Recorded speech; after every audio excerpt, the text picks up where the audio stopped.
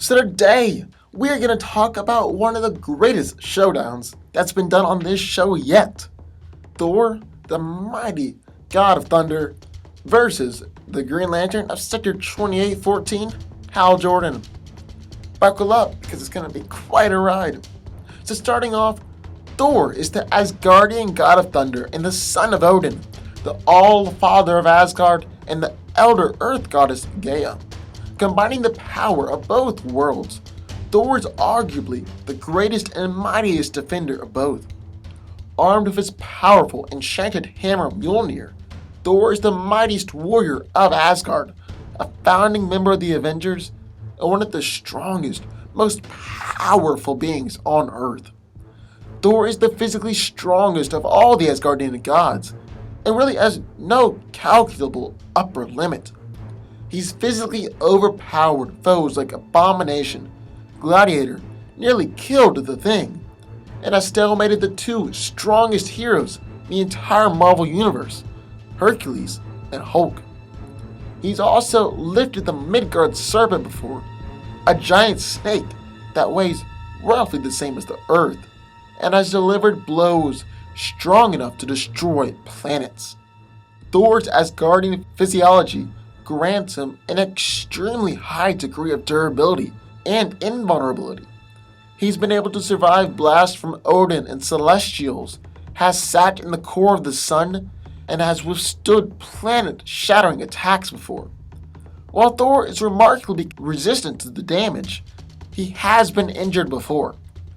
However, he heals from these injuries remarkably fast, and has even regrown missing limbs before using the Odin Force. The God of Thunder can fight for an extended period of time, since his body produces virtually no fatigue toxins. In fact, he's battled against frost giants for 9 months straight with no signs of tiring. Using his hammer, Thor has the ability to fly remarkable speeds, keeping up with the Silver Surfer. It can fly faster than light, even during combat. Thor was born and raised a warrior and is one of the most trained and experienced fighters in the Marvel Universe.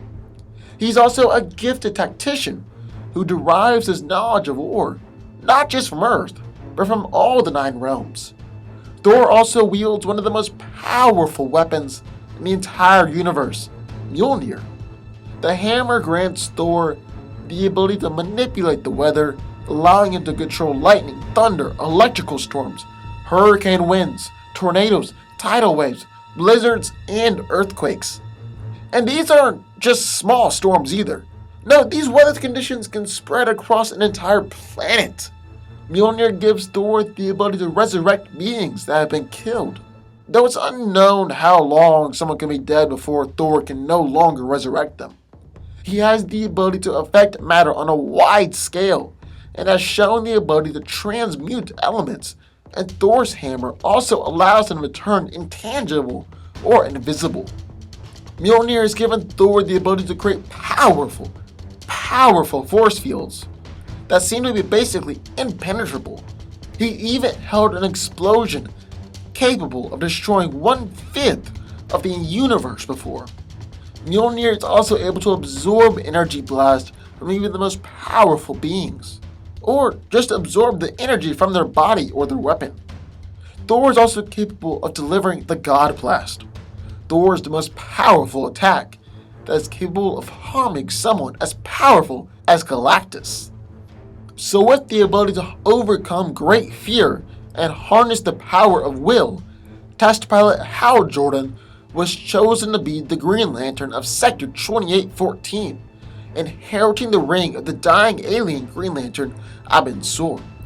Through sheer willpower and determination, Hal has established an impressive record of heroism across the galaxy with the help of his fellow Green Lanterns as well as his peers in the Justice League.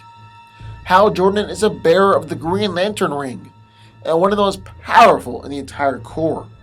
The ring grants him an incredible array of abilities, most notably energy constructs and energy projection. The ring can project beams, form protective bubbles and force fields, and fire destructive blasts. The ring can also construct anything, and I do mean anything, that the wearer can imagine. These constructs are made out of hard light energy and take a tremendous amount of force to break. Now, the more determined that the wearer is, the more complex and intricate these things can be. The constructs can be so complex as to form working machines, computers, and even people. However, Hal is known for his relatively simple, straightforward constructs, like hammers, bats, or his ever-faithful boxing glove. The ring allows Hal to fly in atmosphere or in space, and can achieve incredibly fast speeds, moving from planet to planet in just a few hours. It also allows the user to turn invisible, create mirages or illusions, and can plant post-hypnotic commands or control a person. The ring can manipulate nearby matter, such as water, for various purposes, such as constructs that act like an energy construct, and may serve a purpose that the energy construct couldn't perform. Hal's ring can allow him to phase through walls or opponents, but this ability requires great concentration on his part. He can also absorb powers. Like during the JLA's first fight with Amazo, it was GL who defeated the android by drawing out all of Amazo's powers. And in Green Lantern Silver Surfer Unholy Alliances, Green Lantern defeated Parallax by drawing out Silver Surfer's power and defeated Thanos by drawing out Oa's excess energy. However, he can't hold the power for long, so the move isn't often used with a lot of power like Thor has. Hal's ring can create pocket dimensions used to trap opponents, wormholes, and extreme temperature control. Also, Hal has indomitable willpower, never backing down from a fight and pushing through any obstacle. So who wins this showdown? Well, as always, let's break down the fight first. So Hal Jordan is one of the most powerful Green Lanterns in the Corps, making him a dangerous and powerful threat. On the other hand, Thor is the god of thunder and is one of the strongest Avengers, and straight up one of the most powerful heroes in general. Hal has the ability to create anything he can think of, and obviously, that is a big advantage. But Hal can also trap Thor in a pocket dimension, or send him away through a wormhole. However, using Mjolnir, Thor can travel to basically any dimension, so he should be able to escape this pocket dimension or travel back to the field of battle. Then, on the other hand, Thor could do the same thing and send Hal to basically any dimension, even sending him to the Death Dimension or to Limbo. Even though a Green Lantern can absorb powers, and has absorbed Amazo and Silver Surfer's powers, I don't think he can absorb Thor's powers.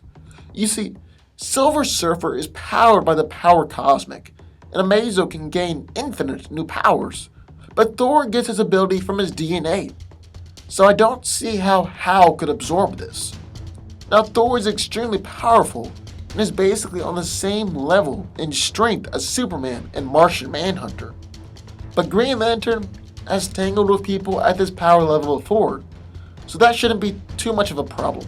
However, using Mjolnir, Thor does have the ability to absorb energy from even the most powerful of sources, so he should be able to absorb Green Lantern's ring's power. Since the ring runs on energy, once it is drained, there's really nothing a Green Lantern can do until it's recharged. While Green Lantern's ring is down, one good hit from Thor, and Hal is done for. So while Thor can tank, or at least survive, pretty much anything Hal could throw at him, if Thor is just able to absorb the energy from the ring, then GL is down for the count. And in my opinion, Thor takes the victory. But what do y'all think? Sound off in the comments down below. Let me know who you think wins this battle. Also, look down there. Do you see that little subscribe button? Be sure to hit it for more videos like this every single week.